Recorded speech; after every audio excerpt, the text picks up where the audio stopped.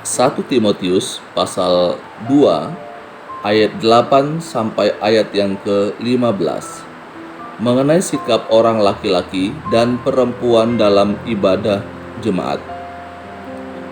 Oleh karena itu, aku ingin supaya di mana-mana orang laki-laki berdoa dengan menadakan tangan yang suci, tanpa marah dan tanpa perselisihan. Demikian juga hendaknya perempuan. Hendaklah ia berdandan dengan pantas, dengan sopan dan sederhana. Rambutnya jangan berkepang-kepang, jangan memakai emas atau mutiara ataupun pakaian yang mahal-mahal. Tetapi hendaklah ia berdandan dengan perbuatan baik, seperti yang layak bagi perempuan yang beribadah. Seharusnya lah perempuan berdiam diri dan menerima ajaran dengan patuh.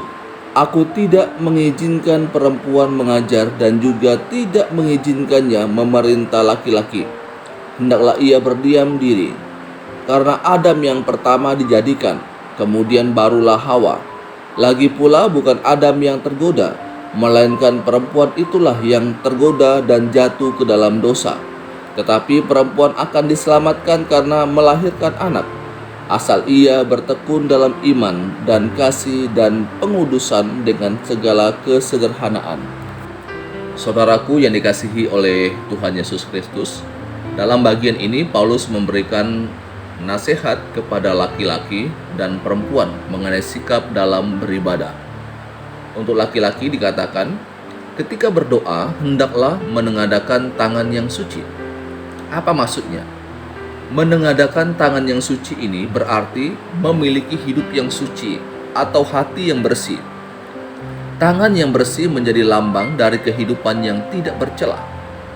Jika ada dosa di dalam diri atau hidup kita tidak mungkin dapat berdoa dan mengharapkan Allah menjawabnya.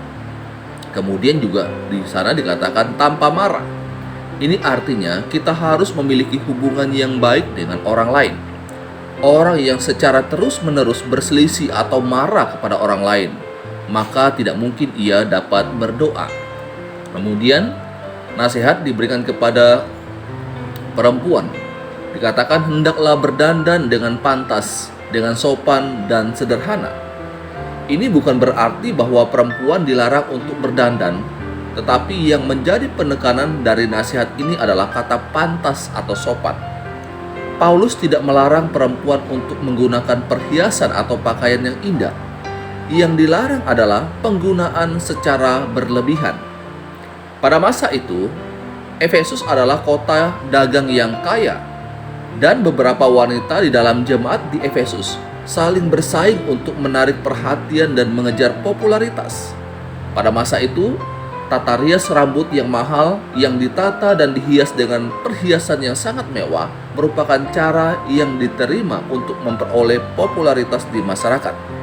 Itulah sebabnya Paulus menasihatkan jemaat di Efesus melalui Timotius agar para wanita berpakaian yang pantas.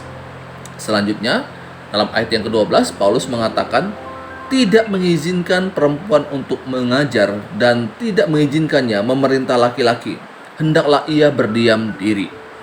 Apa maksudnya?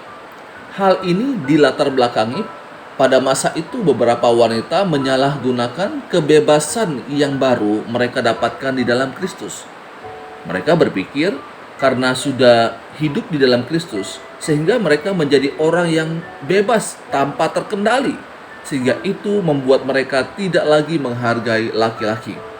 Jadi, yang dilarang adalah bertindak seolah-olah berkuasa atas orang yang diajar.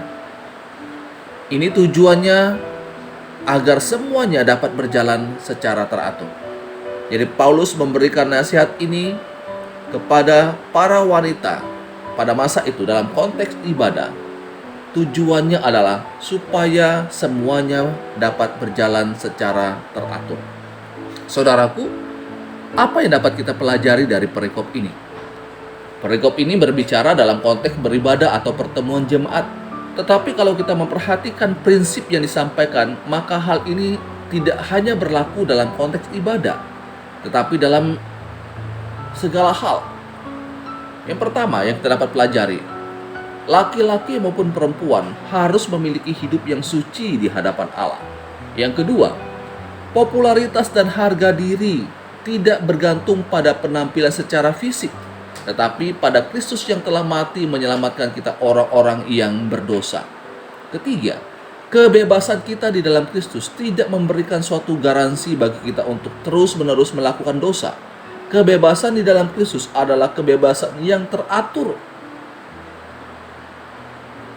Saudaraku yang dikasihi oleh Tuhan Yesus Kristus, ini pembacaan firman Tuhan, renungan untuk kita saat ini. Soli Deo Gloria.